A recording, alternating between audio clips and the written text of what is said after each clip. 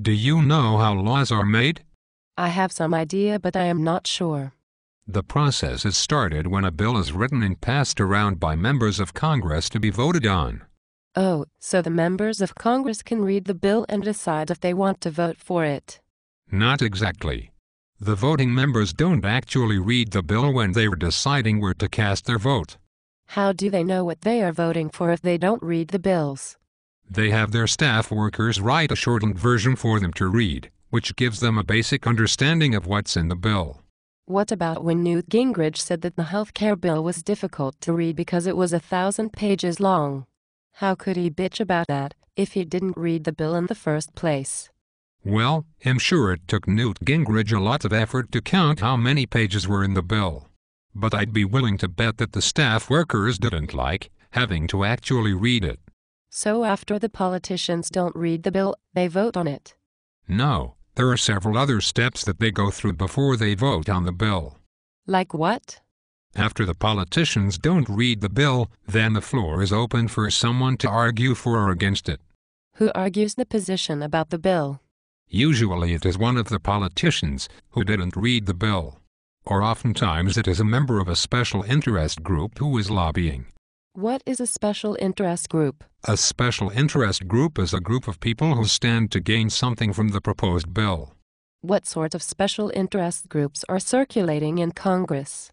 Many corporations such as oil and pharmaceutical companies lobby for special favors that will help them. Farming co-ops and workers' unions also have a lot of influence in Congress. Sometimes politicians themselves act as a special interest group when negotiating a bill. How is that? Well, state senators and representatives figured out a long time ago that they could pass a law to give themselves large bonuses every year. Wait, so they vote on whether or not they should get a bonus and then pass a law mandating it? Not exactly. There isn't any congressman in his right mind who would vote himself out of a raise. So, usually the vote is for how much their bonuses should be, and most of the time it falls in a $100,000 margin. Wait, so if I want a raise at the place that I work at, I will need to demonstrate to my boss that I deserve it for the hard work that I have put in at my job. Yes. But if members of Congress want a raise, all they have to do is vote on how much it should be and it's done. Yes. Is that legal? Yes, it is perfectly legal, because Congress has passed laws making it legal for them to do so. So when politicians were pushing to cut pensions and benefits for federal employees, were the bonuses that they give themselves every year included in the budget cuts?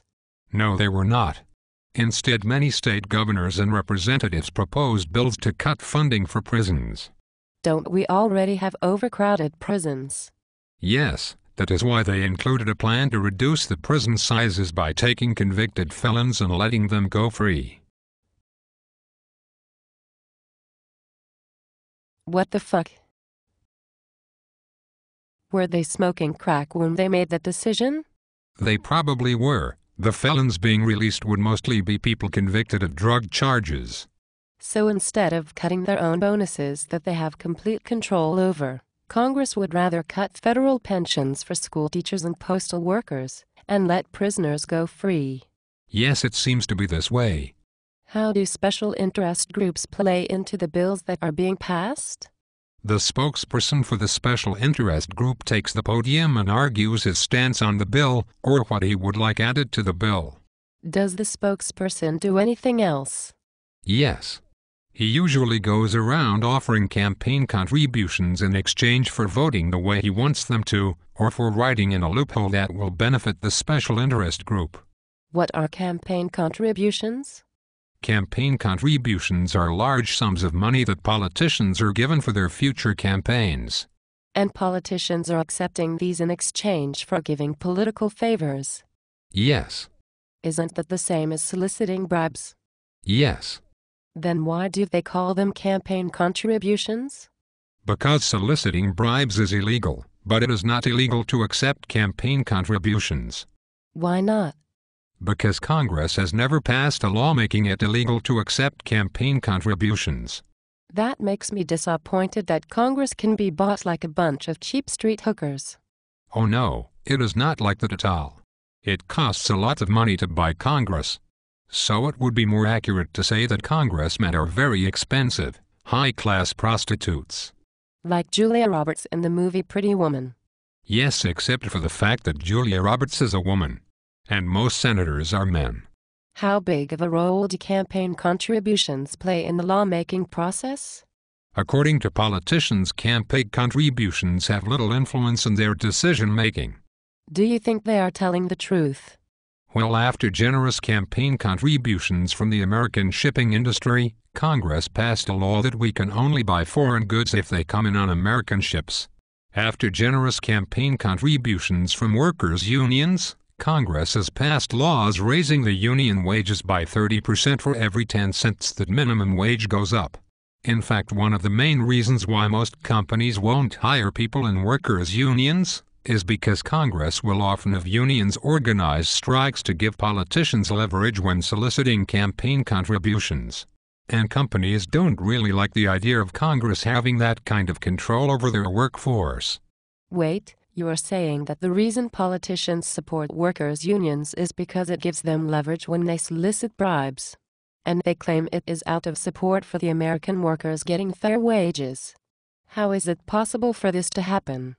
It is possible because of generous campaign contributions from the workers' unions. And after generous campaign contributions from the American sugar industry, Congress passed an import tax on sugar that comes in from South America, which would make American sugar cheaper by comparison, thus everyone would buy American sugar. After generous campaign contributions from the Goldman Sachs and the J.P. Morgan, Congress authorized billions of dollars in bailouts to the banks. After generous campaign contributions from the bacon, waffle and logging industry, Congress passed an import tax on pretty much anything from Canada.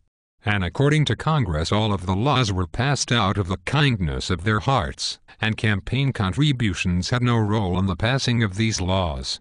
Wait, is that why Canadian books are more expensive than American books? Yes. In fact, Canada retaliated by making American athletes pay taxes to play in their stadiums, which prompted our athletes to never play in Canada. This actually led to a downward slope in the Canadian economy. So even when Canada retaliates, they have nothing useful to show for it. Yes. So why would politicians say one thing is true, when in fact the opposite is true? It is because they are fags. Okay, so congressmen don't read the bill, solicit bribes, and argue their stance about the proposed bill. Then they vote on it. Yes, if there is no filibuster. What is a filibuster? A filibuster is when someone takes the floor and bores the shit out of everyone with some long speech, until the people who would vote against the bill leave the room and are forced to lose their vote, because they are not allowed to leave the room while someone has the floor. Does the filibuster happen a lot? No, most congressmen simply threaten to filibuster without actually doing it, because they are a bunch of fat pussies. So, the congressmen don't read the bill, solicit bribes, argue their stance, and threaten to bore the shit out of each other, because they are fat pussies, and after that they vote on the bill. Yes, and if 51% of the politicians in each house supports the bill, it is then sent to the White House. Wait, it only takes 51% for there to be a majority. Yes. That sounds like a low standard. If I was in school and had a 51% in the class, the teacher wouldn't let me pass. Yes, but there are two houses in Congress, each requiring 51% majority, which would divide into an average of about 85%. So following your example, if you were failing two classes with a 51% average in each one, then you could say that you should pass, because between the two failing grades you have an average of 85%. That doesn't make me feel better. I tried. So after all of that, it is sent to the president, and he can sign it or veto it. Yes, except he doesn't sign the bill himself. He has a machine to sign it for him.